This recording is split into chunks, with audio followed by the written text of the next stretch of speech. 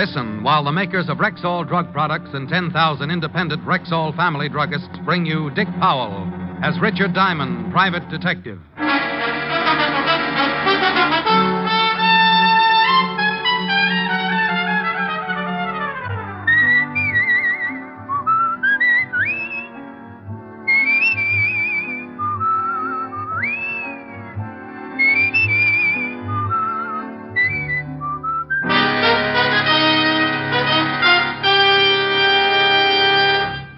Good evening. This is your Rexol family druggist with a welcome from the 10,000 independent druggists who have made the word Rexol part of our own store names. We've done that because we recommend and sell the 2,000 or more drug products made by the Rexol Drug Company. Like Plenamins, for example. Rexol's famous multivitamin capsules. 2 Plenamins a day give you more than your daily minimum requirements of every vitamin for which such requirements have been established. Plus valuable liver concentrate and iron. And yet, Plenamins cost only pennies per day. Ask for Plenamins at Rexol drugstores everywhere. And remember, you can depend on any drug product that bears the name Rexol. Good health to all from Rexol. Now, your Rexol family druggist brings you a transcribed half hour with Richard Diamond, private detective, starring Dick Powell.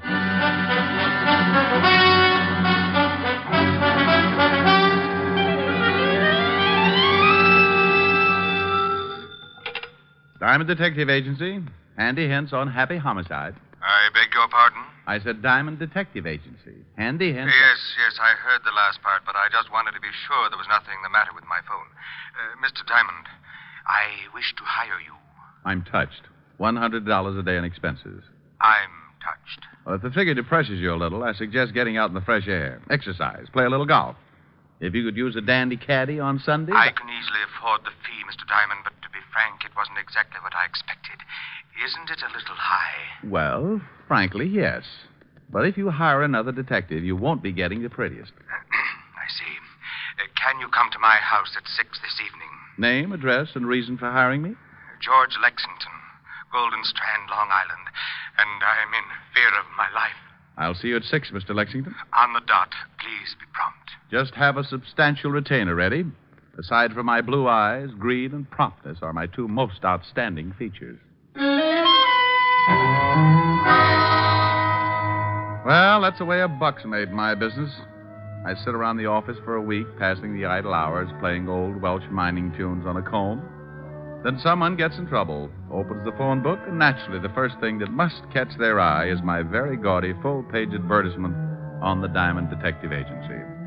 After that, a phone call, and I'm in business. At 6 sharp, I was ringing the doorbell at the home of Mr. George Lexington, client in fear of his life. Yes, sir? Mr. Diamond, to see Mr. Lexington. Mr. Lexington is busy at the moment. Does he expect you? I have an appointment with him at 6. Oh, I see. Please step in. If you'll wait in the library, sir, I'll tell Mr. Lexington you are here. What was that? Unless you keep a car in one of the upstairs rooms, that, my friend, was a gun going off. Come on. With the butler right behind me, we took the long, curved staircase 3 steps at a time. The butler managed to pant out that Mr. Lexington was in the study at the head of the stairs, so that was the door we went through, only to be stopped cold on the other side. Standing in the middle of the room was a girl. The word girl, in this case, to be identified with adjectives one might think up after having spent 3 lonely years on a life raft in the middle of the Atlantic. The only thing that kept my eyes from melting and running down on my shirt was the .32 revolver she held in her gloved hand. Miss Morris, no! Give me the gun, honey. No, no! Drop it, honey. You just scorched my money belt. She dropped it, and we all went to pieces. I helped her to a seat and let her cry it out. The gun I could have passed off as a whim or too many Hopalong Cassidy adventures, but the man sprawled across his desk on the other side of the room changed the whole picture. I called the 5th Precinct Police Station and got Lieutenant Walter Levinson, started for Long Island. The police? You shot a man, didn't you? Yes. You tried to kill yourself, didn't you? Yes. Well, they're both against the law. Want to tell me about it? He deserved it. Mr. Diamond? Yes? I just found something rather strange. Well, don't scratch it. Miss Morris shot Mr. Lexington, all right. I never denied it. Well, what's bothering you? The thought just occurred to me. Who also took the trouble of stabbing him? Stabbing him? He was shot. Then how do you explain this carving knife in his back?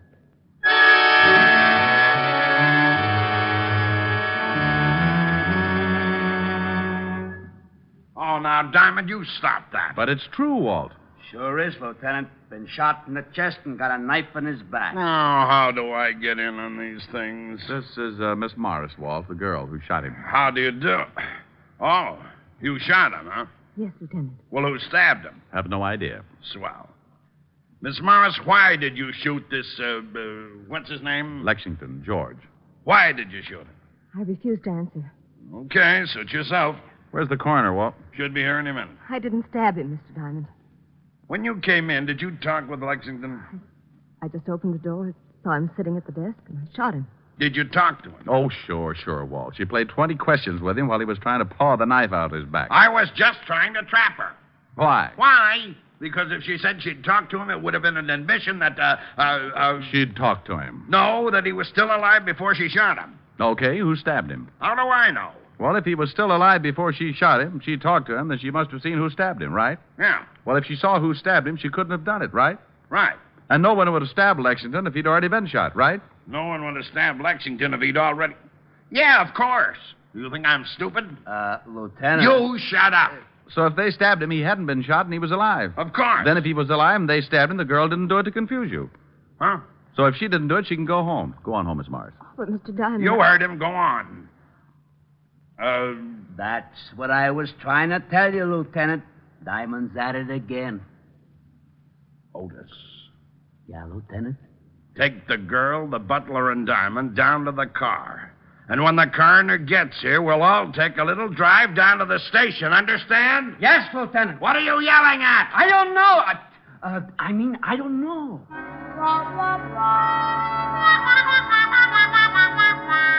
Well, the coroner finally arrived and suggested an autopsy for the corpse and a bath in some hot mud for Walt. Then we all climbed into the squad car and headed for downtown New York and the 5th Precinct Police Station. On the way, I told Walt about my phone call from Lexington about 3:45 that afternoon and the few details leading up to finding June Morris with a smoking gun and the dead Mr. Lexington. At the station, we continued to question the girl as to her motive for the killing, but she refused to say anything. The butler could add nothing, so they were taken out to await further questioning. She was allowed to call her lawyer, and we all settled down to wait for the coroner's report on the autopsy. Yeah. The dame's lawyer is here. Wants to see you first. Okay. Girl's lawyer. Mr. Farnsworth, Lieutenant. Hello, Lieutenant. What is this all about? Mr. Diamond, Mr. Farnsworth. How do you do? How are you? I just got a call from Miss Morris. Lieutenant. Pardon me a minute. Well, what do you want, Hammerhead? I got the girl's personal effects. Well, give them to me. Well, okay. Gee, what did I do? Nothing, Sergeant, but your family sure botched things up. Oh, there you are, Lieutenant. Thank you. Gee, I don't know. Am I to understand that Miss Morris is being held here on a murder charge? That's right. Just whom is Miss Morris supposed to have killed? You know a Mr. George Lexington? Why, yes. He's the boy. Maybe you can tell us why she would want to kill him. I suggest you question the witness, Mr. Diamond. But let me warn you beforehand. My advice to my client will be to say nothing until I can find out more about this thing for myself. Now, about Miss Morris. She stays put. Lieutenant, I have a great deal of influence. Then get her rich. She stays put. What about this George Lexington's background, Mr. Farnsworth? Let me give you one more suggestion before I leave. Find these things out for yourself. I have a fair reputation in the legal profession. Good evening, Mr. Farnsworth. I'll have that writ, Lieutenant. Oh, go to blazes. Nice fella. A doll. Well, let's see if there's anything in these personal effects here. Take a look through the purse. Okay. Otis, Yeah, Lieutenant. bring in the butler. Right. Here's something, Walt. What is it? A typewritten note in the bottom of her purse. What's that? Meet me at the house at 5:15 this evening. Bring $15,000 and be prompt, or you will regret it for the rest of your life. Signed, George. George Lexington. Well, bully for you. Diamond, I swear. Out to the butler, Lieutenant. Come in. Sit down. Well, thanks. My feet... Not you, melonhead. Get out of here. Oh, well, okay. I just thought... Otis. Yeah? When the coroner's report comes in, bring it right in and bring the girl along with it. Yeah, Lieutenant. How do you feel, Arthur? A little upset, sir. This has been quite a strain. Last name Cameron? Yes, sir. How long have you worked for George Lexington? About 4 years, sir. Ever since Mr. Lexington came east. Did you know him before that? No, sir. You ever mention where he was from? California, I think. Had a lot of money? I presume so. I was paid regularly. He maintained a good-sized house and entertained frequently. To my knowledge, he never had any debts that weren't paid immediately. How long have you known Miss Morris? She and Mr. Lexington were engaged 2 years ago. It only lasted a few months. But they still saw each other occasionally. Did you know Miss Morris was expected tonight? Yes, sir. She called and said she would be there at 5:45. You sure about the time? Yes, sir. But you didn't expect me at 6. No, sir. Mr. Lexington said nothing about it. Is there another way into that study? Yes, sir. A back door leading down to the garden. Did Lexington have any other visitors during the day? No, sir. Was he in from 3 to 5? Yes, sir. I got the coroner's report and Miss Morris, Lieutenant. Okay, that's all, Arthur. We'll have to hold you until this thing straightens itself out. You go along with Sergeant Loveloon. Yes, sir. Oh, Arthur, Yes, sir. does Mr. Lexington own a typewriter? No, sir. All right. Come in, Miss Morris. Sit down. Here's the report and the bullet taken out of Lexington and the knife. Take the butler downstairs. Right. Let's go, Arthur. Yes. When did you receive this note, Miss Morris? Oh, where? We found it in your purse. When you become a murder suspect, I'm afraid nothing's very private. This morning. It's from George Lexington? Yes. He have something on you? Okay, you're just hurting yourself. Miss Morris, did you know a man named Jack Short? No. Who's Jack Short, Walt? Just read this report. Here's what it says about the late Mr. George Lexington. Fingerprints check one Jack Short, arrested 1936, 38, 39, petty theft, suspicion of robbery, suspicion of possessing narcotics, 3 arrests, 1 conviction. Did a year and a day in Alcatraz. When did he have time to do his laundry? He was arrested again in 1942 for manslaughter. Went to trial, case dismissed for lack of evidence. Lovely boy. You mean George Lexington? Was really Jack Short a criminal with a record? But his house, servants, the money he spent. That's something we're going to find out about. What does the coroner's report say, Walt? The knife did kill him, not the bullet. And the knife has got your fingerprints all over it, Miss Morris. What? It's got a what? That's right. Ever see it before, Miss Morris? Why, I don't know. It's a carving knife. One that might belong to a set. Something wrong? That's my carving knife. I missed it this morning. Sure. When was the last time you used it? Last night, I gave a small dinner party. Do you own a typewriter, Miss Morris? Yes, I do. Hello, June. You better come along with me. Oh, Mr. Farnsworth. Just a minute. What's the idea of busting in here like this, Farnsworth? I tried to stop him, You Lieutenant. should have stuck out one of your big feet. Those things could trip a tank. I told you I would be back with the writ. Well, I'm here, and there's the writ. Come, June. She stays right here. Lieutenant, you don't seem to No, understand. you don't seem to understand, Mr. Farnsworth. You got that written and it was sustained because I was nice enough not to issue a formal complaint. Also, there's a little matter of influence. You're darn right, and I'm going to show you how it works. I'm making a formal complaint right now, and the charge is murder. And if you don't think I can make it stick, I won't even bother to throw you out of my office. I'll let the commissioner do it for me. Now get out of here. Gee, you're wonderful, Lieutenant. You shut up.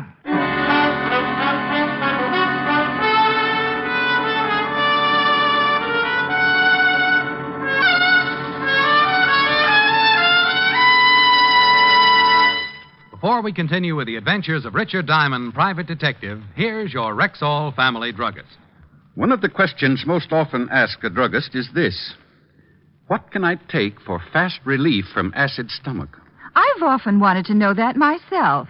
What's your answer? Naturally, ma'am, it's Bismurex, Rexol's justly famous antacid. Why? What is it that makes it so outstanding? Well, the secret lies in the scientifically developed formula. You see, the active ingredients in Bismurex vary in the time it takes them to dissolve in the stomach. That way, the relief it gives is not only fast, but continuous and prolonged. Excess acidity is often neutralized in less than 1 minute. Then the other ingredients, dissolving more slowly, ease up that gastric distress. And finally, Bismurex leaves a soothing protective covering on irritated stomach membranes. Well, I'll have to remember that. Bismurex. Is that how you say it? That's right, ma'am. BISMA-REX. Bismurex.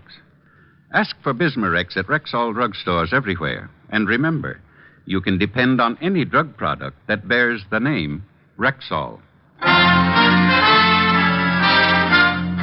And now back to tonight's adventure with Richard Diamond, Private Detective, starring Dick Powell. Well, Farnsworth got the idea in a hurry and took off like a rabbit with his tail on fire. Walt lived up to his word. After making the formal charge and producing the evidence, the writ was dismissed. He then secured a search warrant for both Miss Morris's flat and George Lexington's house on Long Island. Our first stop was Miss Morris's apartment, and when we went in, I thought how much it looked like her. Small, beautifully decorated. We went over the whole place, nothing except in the small den. Here's the party list you told us about. Good 30 names here. Typed. There's a typewriter. You got that note you had in the purse? Yeah, here.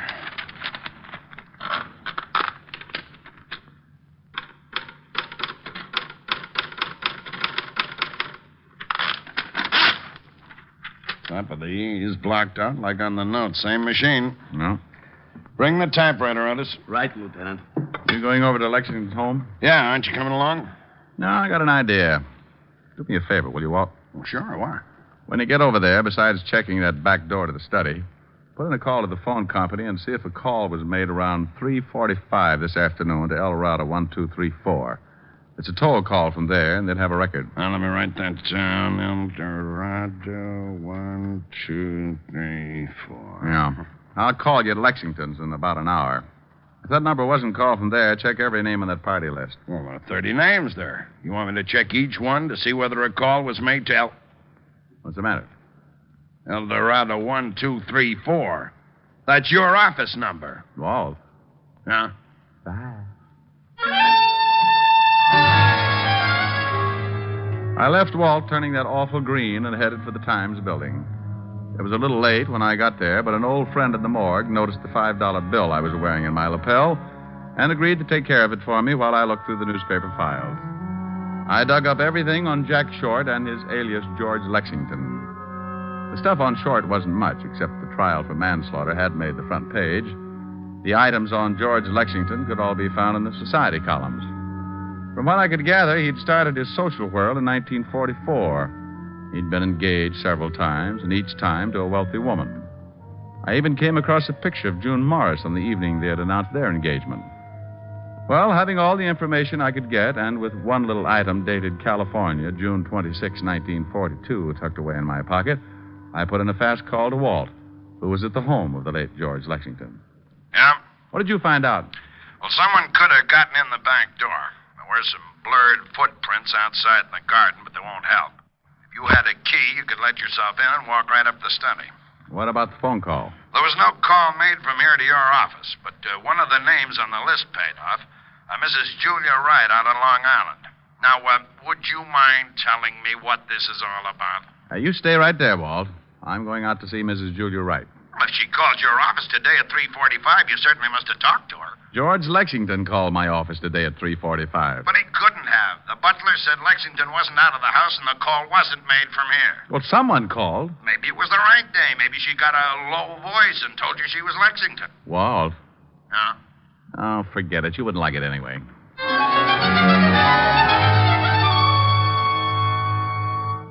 Mr. Diamond? How do you do, Mrs. Wright? My butler says your business is a matter of life or death. Well, that's a little exaggerated, but it's one sure way of getting by the red tape. Then what is your business, Mr. Diamond? I'm from the police. Oh. Do you know Mr. George Lexington? Why, yes, slightly. Are you married, Mrs. Wright? Very happily. What is your interest in Mr. Lexington, Mr. Diamond?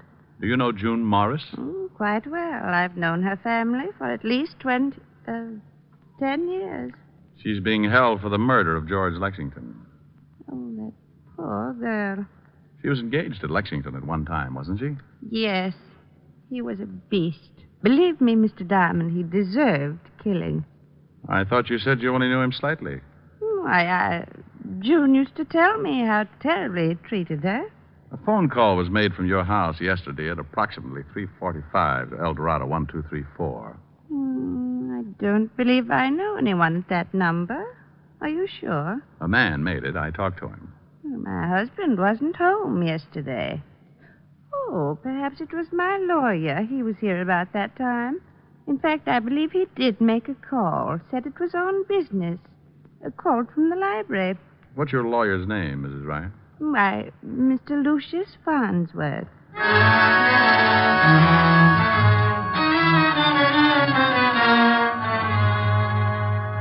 I don't believe it. I just don't believe it. I certainly don't like the guy, but his reputation's been spotless. It's just got to be, Walt. Here's the girl, Lieutenant. Come in, Miss Morris. Thank you, Lieutenant. Hello, Mr. Diamond. June, the note you received was written on the typewriter in your den. What? Lab just sent up a report.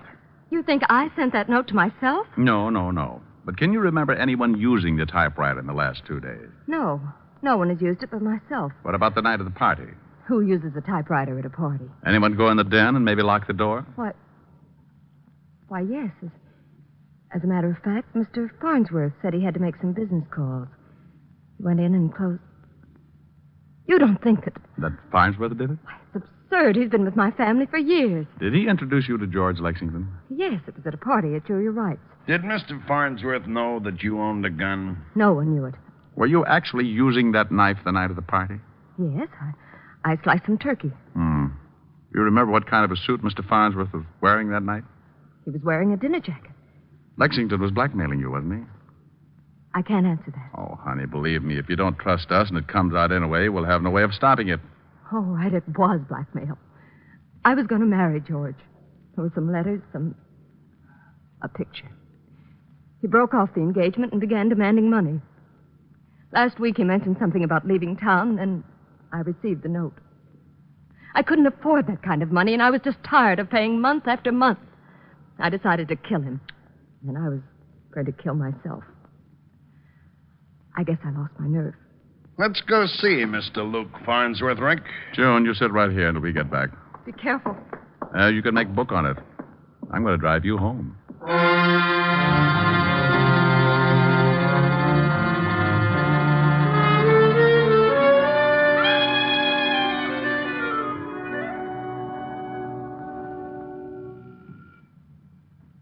Use your paw.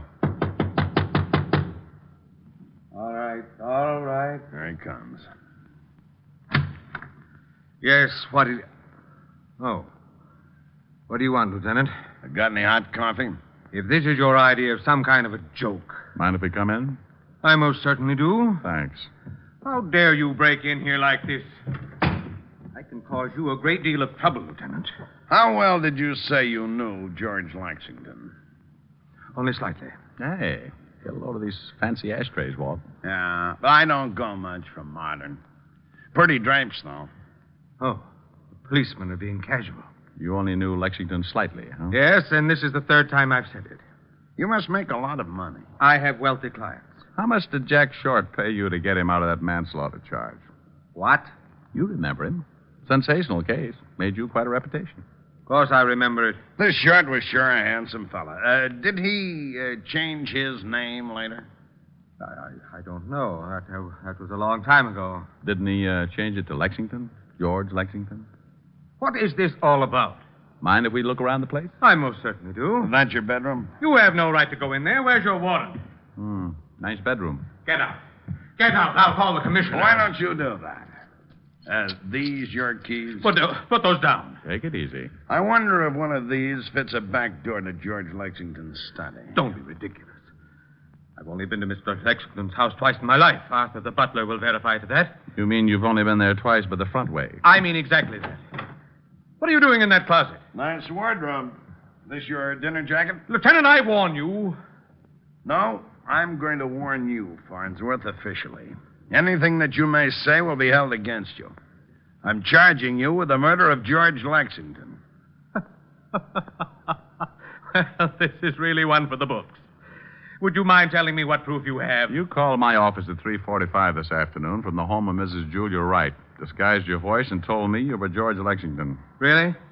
Hearsay. You were at a party given by June Morris. You stole a carving knife that she'd been using, probably wrapped it up in a handkerchief to keep her fingerprints on the handle. Did someone see me? For some reason, you wanted George Lexington out of the way. He'd been blackmailing victims that you introduced him to. You made sure that Miss Morris would be at his home at exactly 5:45. You wrote a note on her typewriter telling her to be there. You called me to be sure that someone would catch her. Interesting theory. You went up the back way into the study, probably with one of these keys. You stabbed Lexington and got out just before the girl came up. You made one mistake. You didn't figure that the girl might try to kill Lexington. What? Yeah, she shot him, but she shot a dead man. She shot him? After he was dead. You don't know it, Buster, but you just missed the perfect crime. Now prove it. The girl said you were wearing a dinner jacket the night of her party. This the coat? Yes.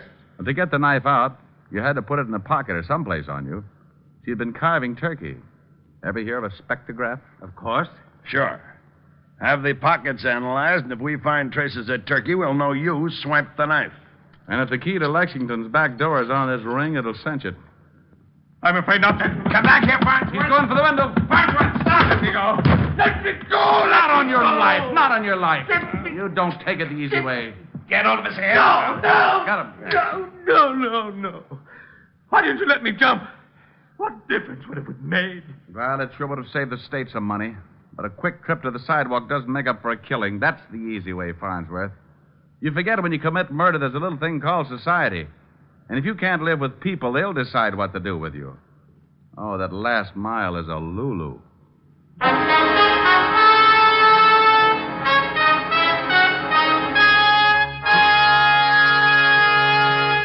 Again, here's your Rexol family druggist. If you're a user of mineral oil, remember that Rexol mineral oil is carefully refined by a special process to achieve an extra heavy body. What's more, because it's so exceptionally pure and gentle in its action, Rexol mineral oil is non-irritating, non-habit-forming. You'll also like the fact that it's tasteless, odorless, colorless. Next time, try Rexol mineral oil. And remember, you can depend on any drug product that bears the name Rexol. Good health to all from Rexol.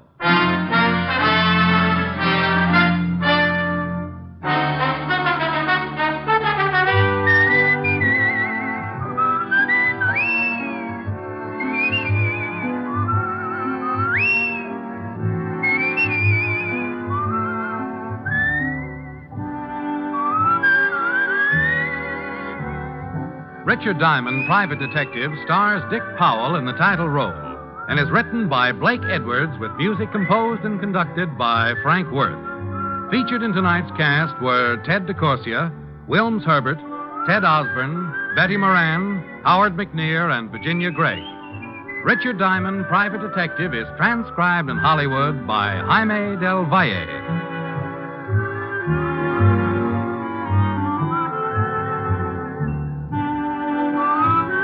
This is Bill Foreman inviting you to be with us next Wednesday at this time when we will again bring you Dick Powell as Richard Diamond, Private Detective.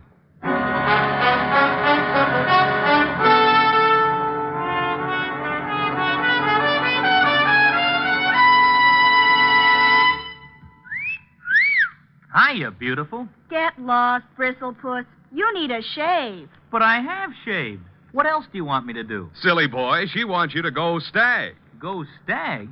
But why? Because Stag is Rexol's exclusive line of men's good grooming aids, like Stag Brushless Shave Cream. No fuss, no massage, just smooth it on, and presto, you get a clean, close shave. Your face stays smooth and whiskerless all day long. I'll do it. I'll go Stag. That's it. Join the Stag line now at Rexol drugstores everywhere. Yeah. This is NBC, the National Broadcasting Company.